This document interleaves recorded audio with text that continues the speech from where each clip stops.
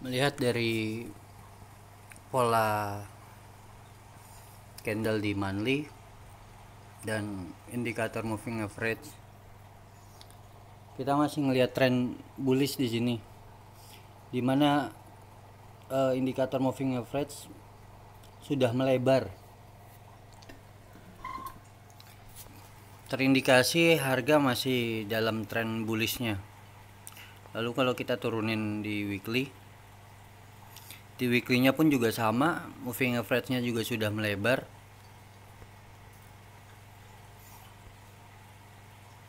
Nah, di daily-nya ini kalau kita bikin batas low terakhir di sini tuh, di sini kan udah ditembus, artinya penurunan memungkinkan untuk menuju ke area moving average 34 di daily. Kalau ujungnya kan di sini nih, kita taruh di sini, artinya di 1651 memungkinkan harga untuk koreksi ke 1651. Tadi pola zigzagnya udah dihapus, cuma kalau misalkan kita kayak gini, ini kita bikin ulang, ini belum ada secondary trendnya dibandingkan dari kenaikan ini. Dia udah terbentuk secondary trend,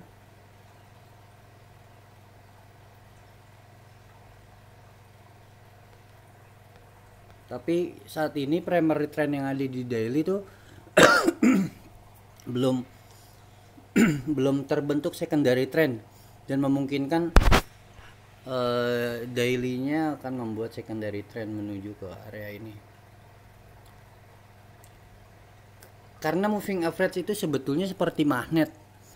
Ketika harga menjauhi moving average, semakin menjauhi, dia akan balik lagi ke area moving average.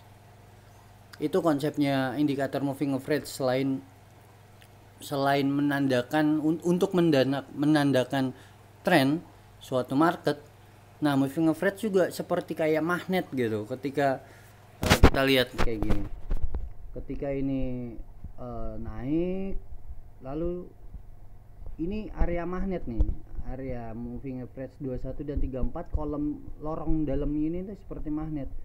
Dia harus masuk dulu ke dalam nih, sedot lagi gitu. Semakin dia menjauh, dia akan kesedot lagi. Semakin dia naik, dia kesedot lagi. Lalu dia turun ke bawah, ya dia kesedot lagi. Dia naik, kesedot lagi ke dalam. Dan ini naik, ya dia harus kesedot dulu gitu. Semakin menjauh dari area moving average tuh ya kayak harga tuh kayak semakin kesedot gitu sama ruang area moving average ini. Dan kalau kita turunkan lagi H4-nya,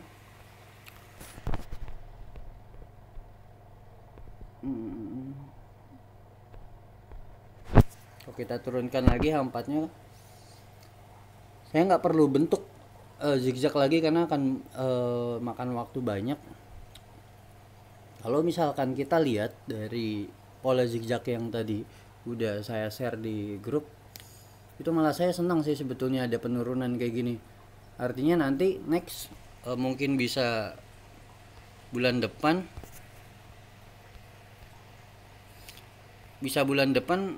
market akan naik ke atas candlenya.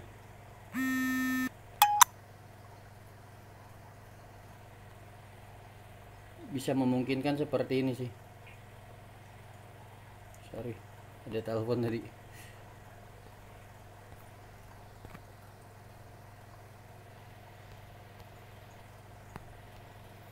Mungkin bisa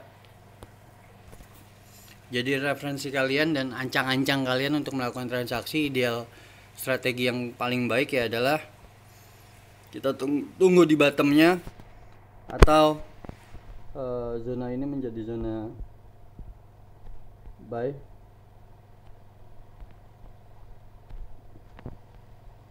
High ini menjadi buy. Nah, saya yakini banget kalau misalkan high ini ditembus, harga akan terus naik. Kalau kita lihat di sini, ada di sini. Nah, yang jadi masalah nih di weekly-nya, saya mau ngeliat dulu nih.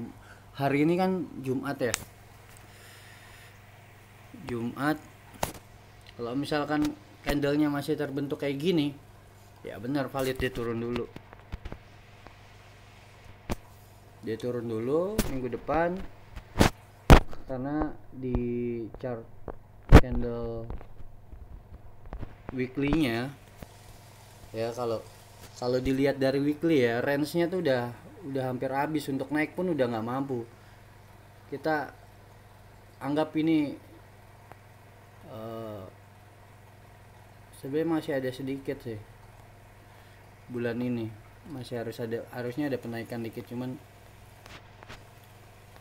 kayaknya belum kuat untuk naik. Jadi kita lihat di weekly-nya. Nah, kalau di weekly-nya minggu ini kita tentuin aja kayak gini, udah hampir habis range-nya, ya kan,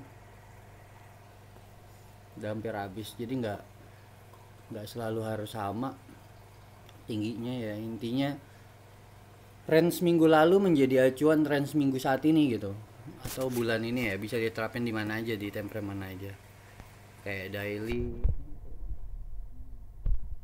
itu aja. Terus potensi, kalau kita lihat potensi dari daily ya,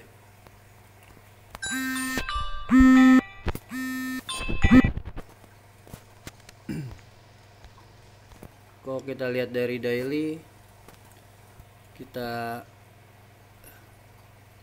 tarik Fibonacci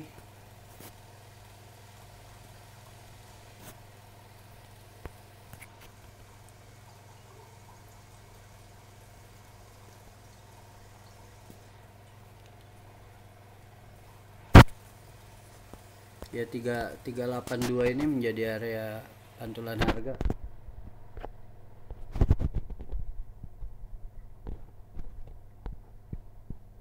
Karena kalau misalkan udah sampai 618 ini udah trennya udah beda, udah ganti tren, rubah tren, dan nggak mungkin kalau cangkulnya bisa sampai seluas ini, jarang terjadi ya. Artinya di daily segini lah.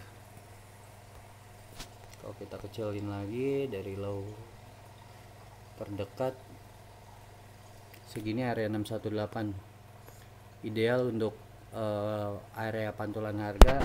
Area Fibonacci 50 sampai dengan 618 menjadi area dimana memungkinkan area akan berpantul di situ untuk selanjutnya jadi kembali naik.